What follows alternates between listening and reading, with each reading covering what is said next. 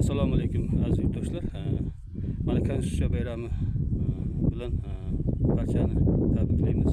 Konstitutsiya kuni bu qonun ustuvor qomusimiz degan o'zbek milliy qomusi, nomusi degan ma'noda, lekin shuni ham o'sha rahbarlar biz o'z manfaatiga o'zgartirib olganliklarini kuzatishingiz mumkin bo'ladi. Baland parvoz gaplar kerak emas.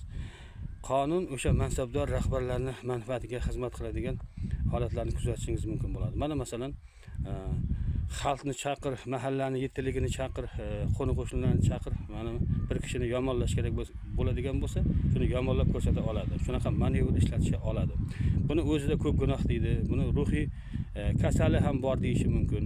Va hokazo mana shu holat bo'yicha bir manevrni ijro etishadi va keyingi rivojlanishga, keyingi o'sishga bir to'sqinlik qiladi. Mana shunday rahbarlarni kuzatishingiz mumkin bo'ladi.